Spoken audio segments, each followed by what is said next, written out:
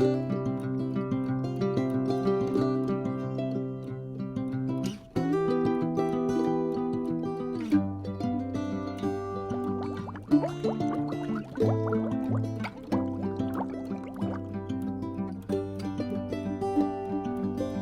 good morning, Mr. James. James on the Book of James. Hallelujah.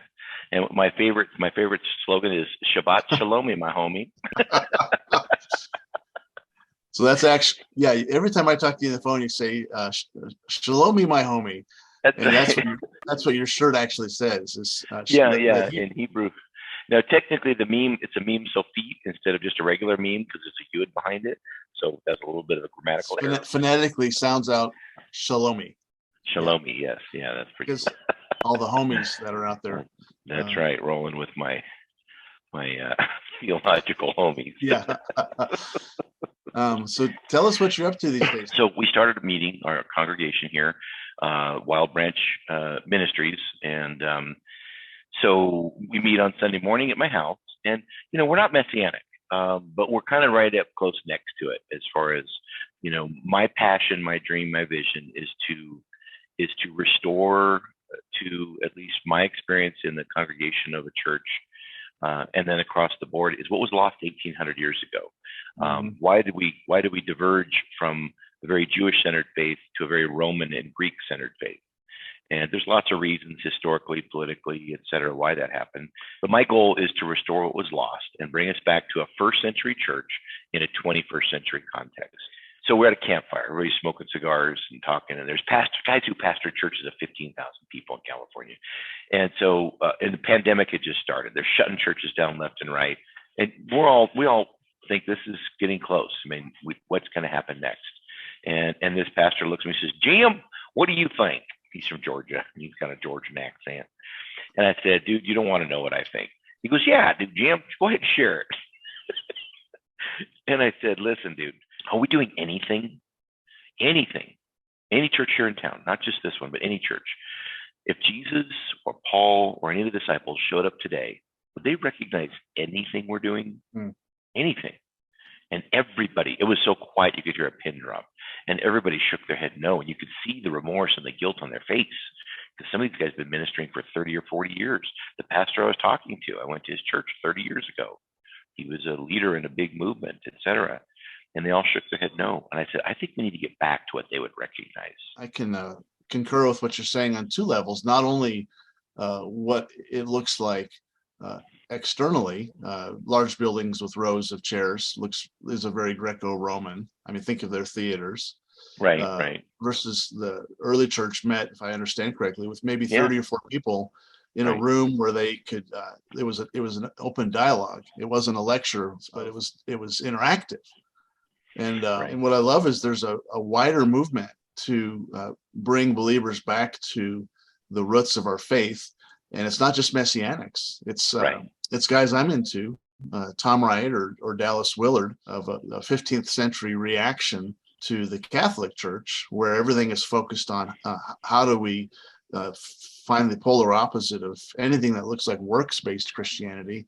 So the entire paradigm of the New Testament is let's figure out how we could be against works, when the reality is I like the way you put it. 1,800 years ago, something was lost, and what was lost was the initial expression of the faith by Jesus to the people of Jesus, with the Gentiles invited in, not the Gentiles taking their scissors and cutting out their Hebrew brothers and sisters. Not only are the Jewish roots cut out, but eventually the Jewish people become the enemies. It's just like, what happened? And become vilely persecuted, and and Weird. Of course then we have the Reformation, where it becomes antinomian, anti-Torah, to some degree. It's arguable, but and so we throw the Torah out. It doesn't apply to us anymore. We saved by grace alone. And I believe we're saved by faith and grace, but we need the law to show us what sin is. And Paul says the Torah is our tutor. And of course, James, he seems to be quite a nomian.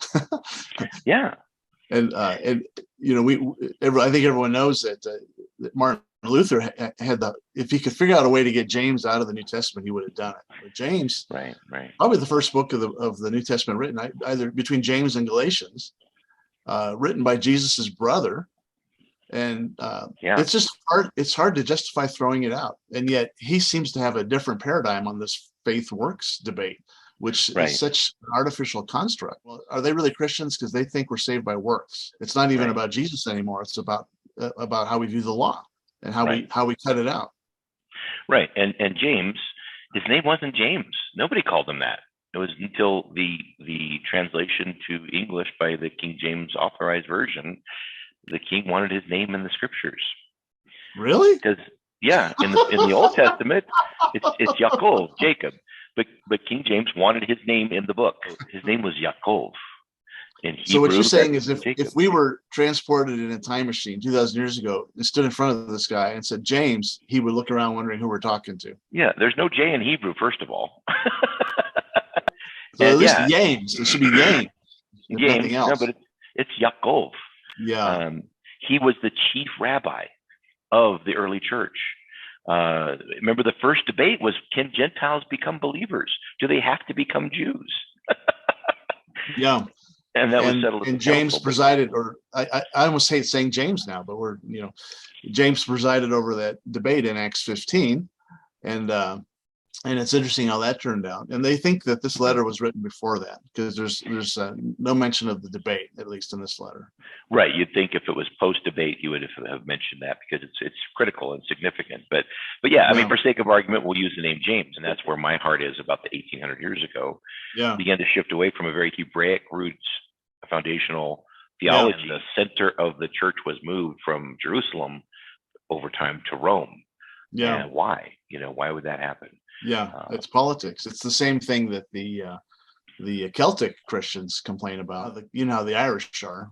They're not so rigid, and they're storytellers, and they feel things, and that was the thriving church. If I was a believer in 700 AD, I would want to be hanging out with the Celts, because St. Patrick is the fruit of his ministry, and it was just happening, and they're the ones who were keeping all the manuscripts. They're the ones sending missionaries, but eventually Rome got a hold of them and said, no, you're not doing it right.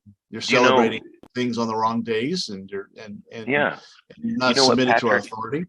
You know what St. Patrick's original name was? No. It's a little blow your socks off.